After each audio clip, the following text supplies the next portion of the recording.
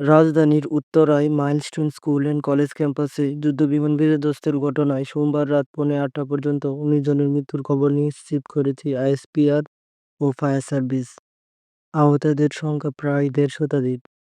আহতদের মধ্যে অনেকে জাতীয় বার্ন ইনস্টিটিউটে ভর্তি করা হয়েছে এবং জরুরি প্রয়োজনে national institute of burn and plastic সার্জারিতে হটলাইনও চালু করা হয়েছে। যেভাবে দুর্ঘটনার কবলে পড়ে এফ-7 জিআই যুদ্ধবিমানটি।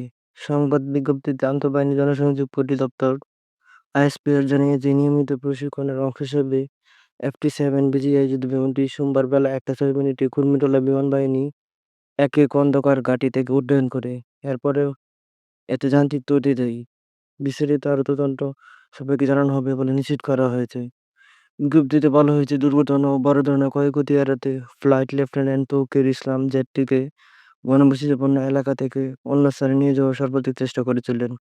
দুর্ভাগ্যবশত এটি দিয়াবাড়িতে মাইলস্টোন স্কুল অ্যান্ড কলেজের উপর গিয়ে উক্ত বিমান বিধ্বস্তের হতাহতের সম্মানে আগামীকাল মঙ্গলবার একদিনের রাষ্ট্রীয় শোক ঘোষণা করা হয়েছে। এক বিজ্ঞপ্তিতে একথা জানিয়েছে প্রধান উপদেষ্টা প্রেস উইং।